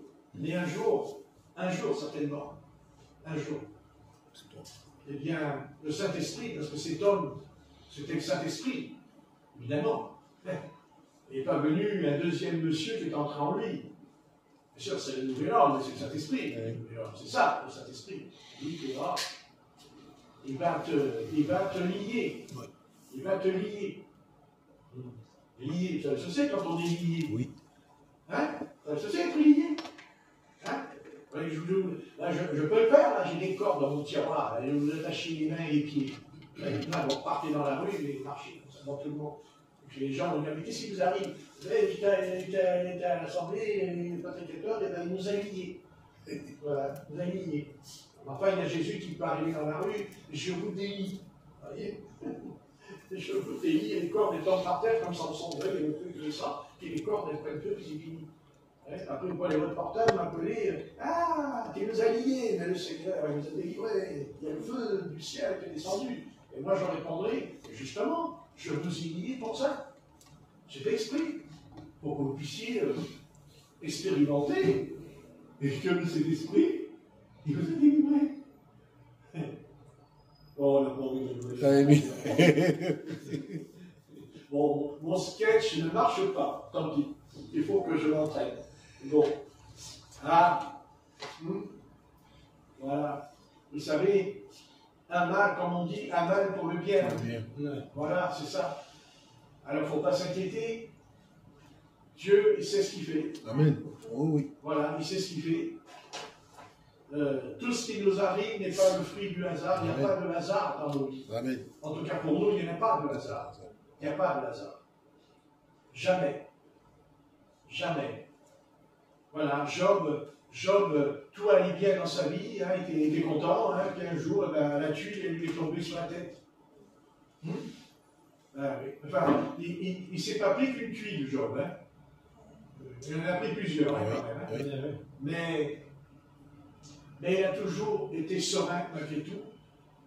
Et puis, bon, et encore, il a fallu que ses amis viennent lui dire c'est parce que tu as été dans le péché qu'il t'arrive toutes ces choses, parce que si tu n'avais pas péché, ce ne serait pas arrivé, tu vois. Alors, on la connaît, la musique, vous savez, les petits refrains comme ça, dans le monde chrétien. Hein? Et donc, d'ailleurs, Dieu a dit à Job, tu vas prier pour eux, parce qu'autrement, ah oui, il a dit, tu pries pour eux, parce que je vais les faire mourir. Alors, tu pries pour eux maintenant. Il a prié pour eux, et le Seigneur les a pardonnés, parce que Job a prié. Parce qu'il a prié. Amen. C'est sûr. Vous voyez que, voilà. Et pourquoi Dieu a permis que ses amis lui parlent comme ça de travers? Mais parce que, malgré que Dieu le délivrera, ben, il l'amènera plus loin. Tu prieras pour eux. Et on s'arrêtera là, n'est-ce pas? On s'arrêtera là, prier les uns pour les autres. Hein? Prier les uns pour les autres, c'est, voilà, c'est tout. Tout est là, d'ailleurs. Voilà, quand on n'a plus une vie de prière, alors c'est bon. On a une vie pour boire, on a une vie pour manger, on a une vie pour s'habiller, on a la vie, quoi, voilà. Mais on a oublié que dans la vie, dans notre vie, vous savez, le plus grand péché qu'il pourrait y avoir, l'unique, le péché, oui, très grave, très grand, c'est justement que les hommes ne prient pas. Le Tout-Puissant, le Créateur, ne le prie pas. Et ça, c'est grave. Parce que Dieu est triste. Dieu est triste. C'est comme si un parent ou un père aurait un enfant et cet enfant ne veut plus lui parler. Et ce père-là, il souffrirait terriblement de ce que son fils ne veut plus lui parler. Et c'est ce que nous faisons avec notre Père Céleste. C'est ce que nous faisons. Vous savez, on peut tomber dans le péché, on peut faire des bêtises, mais si on prie, vous savez, Dieu, Dieu est content, parce qu'il dit, tu vois, il a fait ça, c'est pas bien, mais il a pris. Amen. Donc j'ai une possibilité de faire une œuvre de danse. Je peux faire une œuvre. Parce qu'il n'y a pas d'œuvre qui se fait de la part du Seigneur tant qu'il n'y a pas la prière dans notre vie. Si on prend un fil et on le coupe en deux, ben oui, mais si vous coupez le fil en deux, il est coupé, il n'est pas là que c'est coupé. Pourquoi voulez-vous qu'il soit un fil puisqu'on le coupe? Voilà. Voilà, nous avons tant de prédicateurs qui ont écrit des livres, qui ont fait des sermons sur l'enlèvement, sur le retour du Seigneur. Mais je crois que le meilleur sermon, pas seulement le prêcher, mais le vivre, c'est que le peuple de Dieu revienne vers l'Éternel et qu'il crie à l'Éternel, parce qu'il y a prié et il y a aussi crié dans la Bible à l'Éternel, crier vers Dieu. Ah oui, parce que quand on crie, c'est qu'on est en détresse. Amen. C'est une détresse quand on crie. Oui. Et que la détresse la détresse c'est quelque chose qui va atteindre, c'est-à-dire atteindre les profondeurs en nous. Mais pour qu'on crie à l'Éternel, il faut qu'il y ait une situation qui nous bouleverse, une situation qui change les donnes de notre existence. Autrement, eh bien, voilà, c'est-à-dire on va crier, mais c'est la routine, c'est la tradition, ou peut-être même c'est la superstition, parce qu'il y a beaucoup de chrétiens qui prient, mais aussi ils sont superstitieux. Parce qu'ils disent, si je ne prie pas, je vais avoir des malheurs. Et ça, c'est pas la prière. C'est pas ça la prière. La prière, c'est la communion. La communion avec notre Père Céleste. C'est-à-dire, je veux dire, nous savons, le terme dit Jésus-Christ est le Fils de Dieu. Mais il ne peut pas être le Fils s'il n'a pas un Père. Amen. Mais il a toujours parlé de son Père. Il a toujours dit Père. Alors je sais, je connais, je ne vais pas revenir parce que bon, ça va tomber. Mais je veux dire par là, justement, il est Père et Fils. Bien sûr. Parce que il n'y aurait pas de filiation s'il n'y avait pas eu dans l'Évangile, car dans l'Ancien Testament, les prophètes n'ont jamais prié le Père, ils priaient l'Éternel, mais ils n'ont jamais dit Père Céleste, Père qui est aux cieux. Aucun prophète, même Moïse, n'a jamais dit, quand vous priez, dites votre Père qui est dans les cieux. Vous voyez? Et Jésus, en tant même que prophète, parce qu'il dit qu'il était prophète, et attention, un prophète puissant, diront les disciples sur Chemin d'Emmaüs, prophète puissant, en parole, mais aussi en acte. En acte. Mais Moïse n'a jamais dit, quand vous priez, dites votre Père qui est aux cieux. Vous voyez? Et pourquoi? C'est pas pour savoir s'il y en a 2 ou 3. Il pourrait même y en avoir 20, ça ne changera rien. Parce que la vérité, c'est que quand on dit le Père et le Fils, on veut parler de ce que c'est l'amour, de l'échange.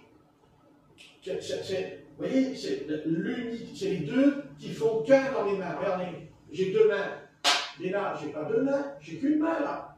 Maintenant, si je fais ça, j'en ai 2. Donc, on va dire, Patrick, il n'est pas trinitérien, il n'a pas 3. Mais on va dire, il est dualiste. Dualiste, parce qu'il y a des groupes chrétiens qui sont dualistes, qui croient au Père et au Fils. Vous voyez?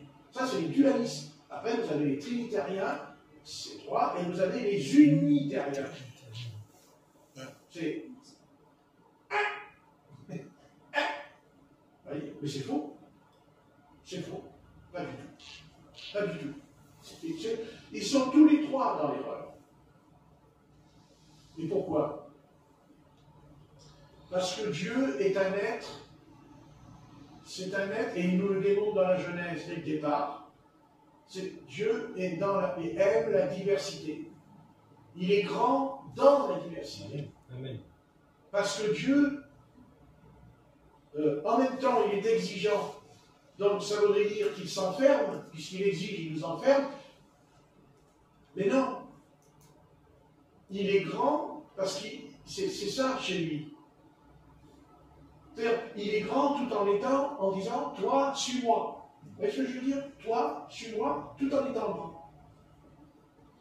Et plus Dieu est petit, dans le sens de l'enseignement, chez lui, plus il est grand. Vous voyez? C'est pour ça que plus on sera petit, plus on sera petit au fond de nous du caractère, plus le Seigneur sera grand en nous. Parce qu'il ne rencontrera plus l'obstacle. C'est-à-dire qu'il ne rencontrera plus l'orgueil. Il ne rencontrera plus notre orgueil. Parce que tout le monde est né orgueilleux. Tout le monde. Si ce n'est que déjà nous sommes têtus. Quand on résiste, on est têtu. Ça, c'est l'orgueil. Voilà. C'est dans l'humilité qu'on apprendra. On apprendra, non pas. Quand on est dans l'humilité, comment expliquer? On n'apprendra pas qui est Dieu, mais on apprendra que sa volonté, c'est d'être à son image et à sa ressemblance. Être à l'image de Dieu. Quand on veut être à l'image de Dieu, on n'est pas orgueilleux. C'est le contraire. C'est quand on ne veut pas lui ressembler qu'on est orgueilleux. Amen. C'est tout le contraire. Celui qui cherche Dieu, celui qui veut vraiment aimer Dieu, il sera humble. Toujours. Parce qu'il ne recherchera jamais la gloire pour lui-même. Il ne cherche pas la gloire pour lui. Il cherche la gloire de Dieu. Ce qui l'intéresse, c'est la gloire, Dieu, mais aussi sa gloire. Il y a Dieu et sa gloire. Et voilà. Et la gloire de Dieu éclate, elle se manifeste.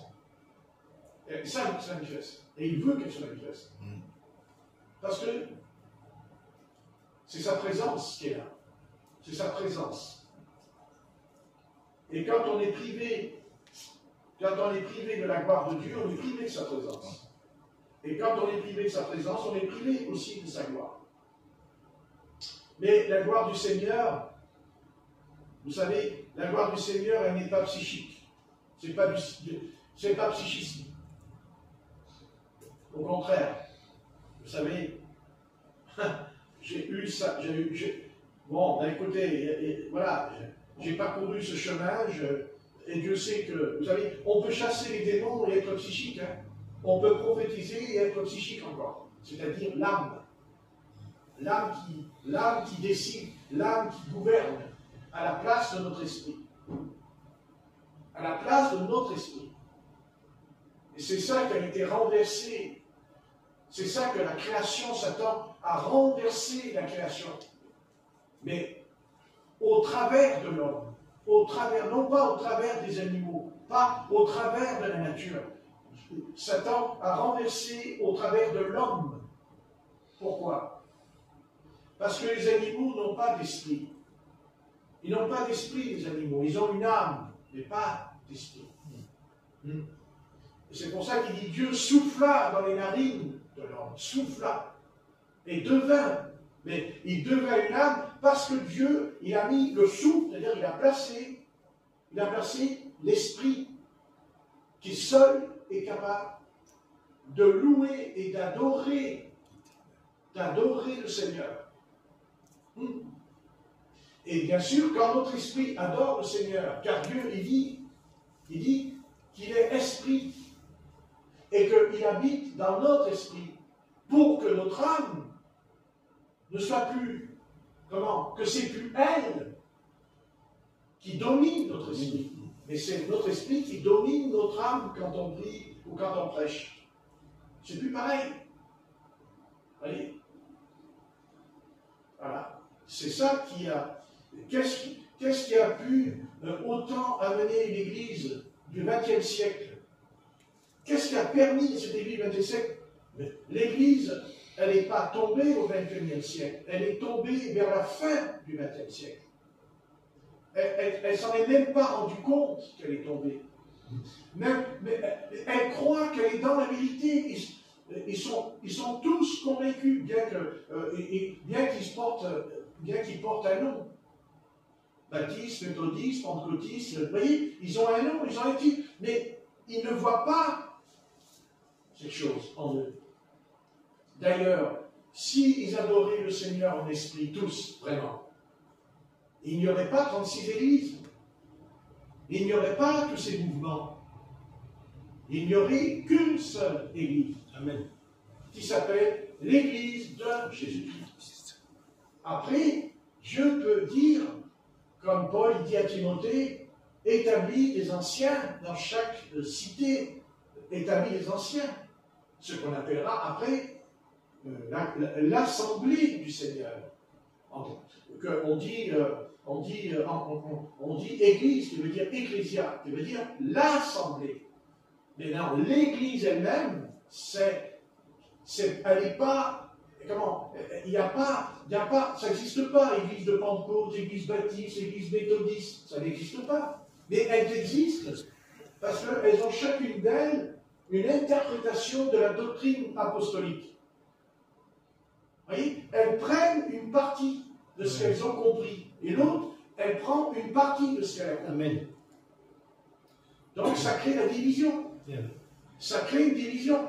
Et comme dit le proverbe, diviser pour mieux régner. Et Satan règne. C'est-à-dire qu'ils pensent que eux, c'est bon. Ils disent, non, c'est bon. C'est vrai, vous êtes l'Église, mais nous, on est mieux que vous parce que nous croyons ce que vous ne croyez pas comme nous. Donc vous êtes différents.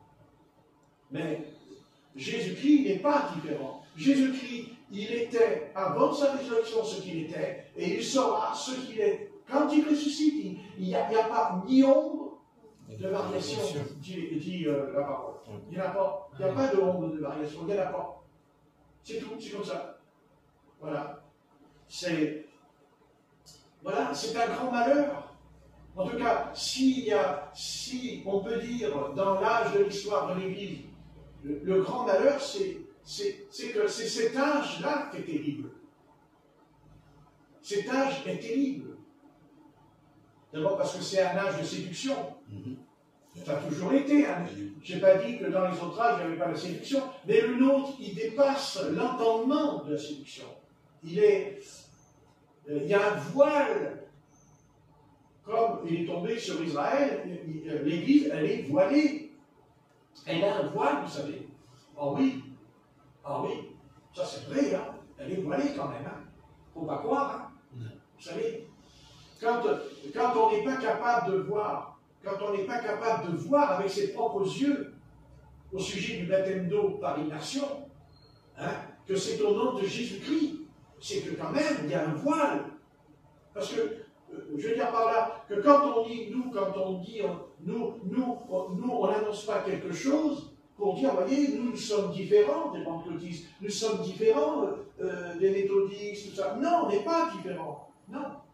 Non, parce que nous prêchons, parce que nous croyons, parce que nous enseignons, parce que c'est écrit, comme c'est écrit. Vous comprenez? C'est-à-dire, l'apôtre Jean dit, celui qui rajoute et celui qui retranche quelque chose, je le retrancherai de la prophétie. Mais Seigneur, mais comment ils sont perdus? Non, ils sont retranchés de ce que le Seigneur appelle, qu'il appelle lui-même, mon épouse, mon épouse, mon épouse. Voyez?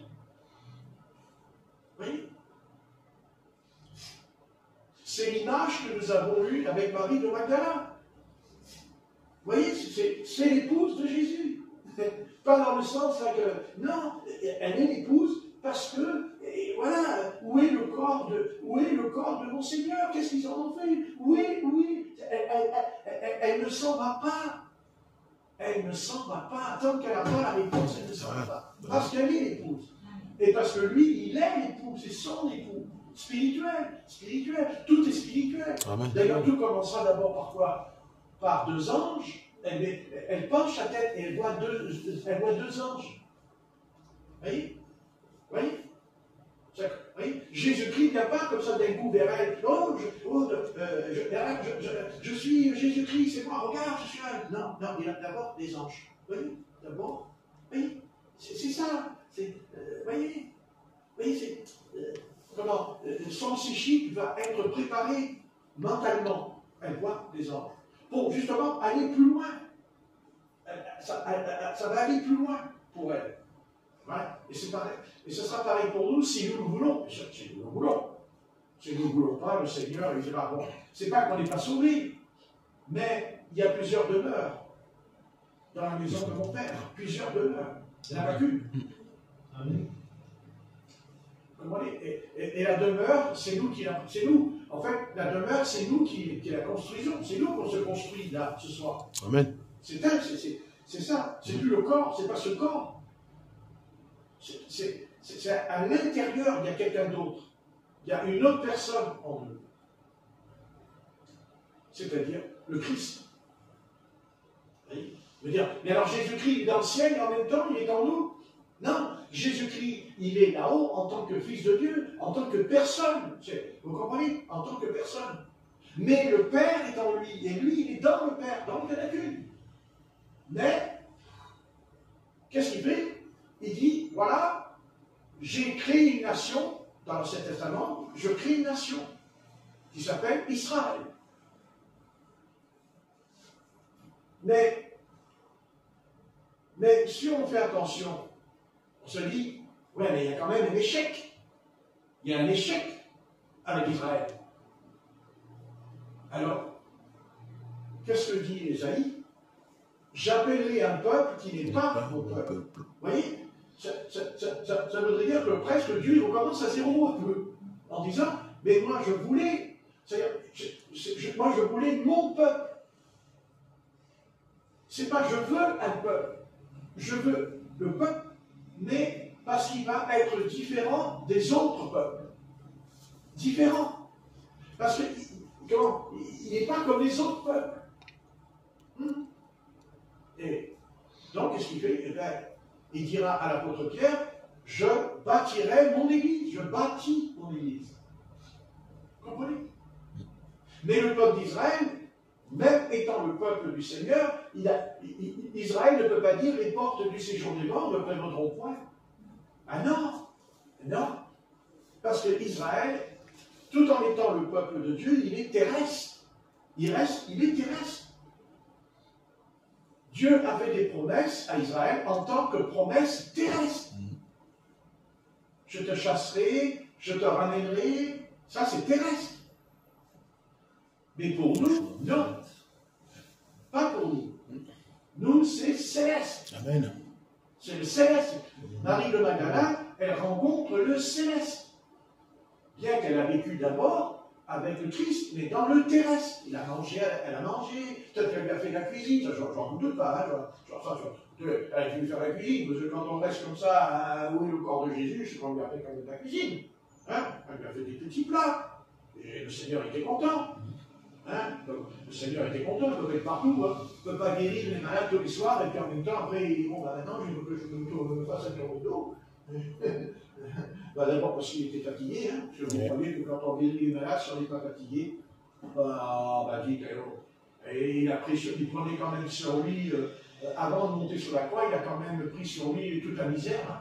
Prenez la misère humaine, hein, sur lui.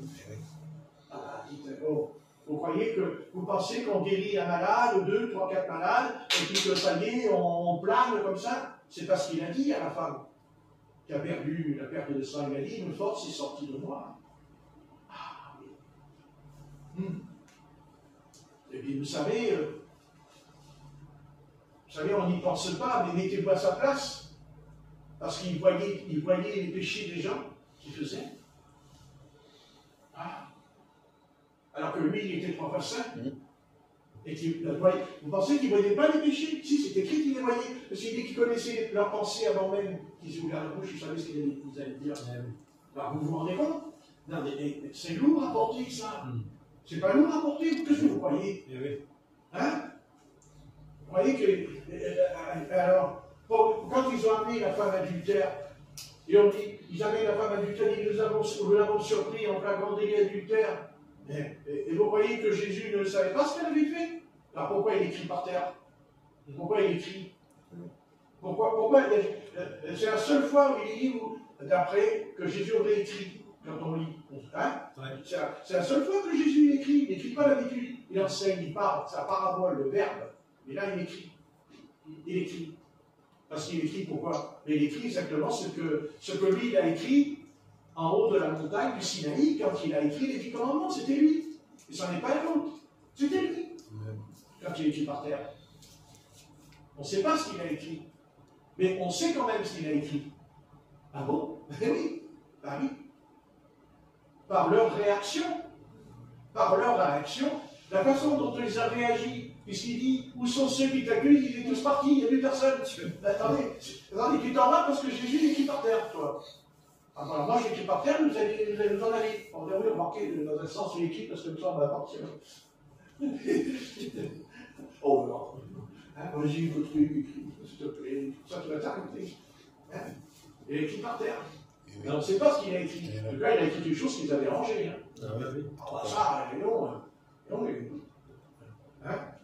Et non. Alors là, il faudrait écrire au président de la République, qu'on lui écrive à Emmanuel Macron, hein, qu'on écrive le texte en bas, et le gouvernement, s'ils écoutent la vidéo, ils vont dire, oh ouais, mais c'est bien ce qu'il a dit. Oh purée, vous voyez pas, après qu'ils vont là-bas, à l'Élysée, ils se mettent tous par terre. Vous voyez, au lieu de crier avec des pancartes, ils écrivent tous par terre, vous savez. Vous savez. Et puis lui, il ne sait pas pourquoi, il sort et puis il a écrit quelque chose. Il a écrit quoi? Qu'est-ce que... Non, bon, d'accord. Qu'est-ce que... Oui, mais vous savez, la puissance de Jésus qui crie, la puissance. Autant il avait la puissance dans son corps pour guérir les malades quand il touchait avec ses mains, ou même si on touchait son vêtement. Mais quelle puissance quand il écrit, mais c'est pas pour guérir. C'est pas pour guérir. Non. Pas pour guérir. Non. Non, parce que là, il juge. Là, il est un juge. Il est un juge. Oui. Vous voyez? C'est ce qui va être quand il revient. Puisqu'après le règne des 1000 ans, il ouvre le livre. Il ouvre le livre. Et il lit le nom qui est écrit. On passe à l'écrit. Et non plus à la voix, au verbe. Mais à l'écrit. Donc cela, je vais arrêter parce que. Mais ça veut dire que. Ça, en fait, c'est bien ça ce que j'ai dit, parce que ça veut dire par là qu'il faut lire la Bible, puisqu'elle est écrite. Amen. Voilà, j'arrête là, c'est bien. Amen. Hein? Amen. Voilà, c'est vrai. Voilà. Bon, allez.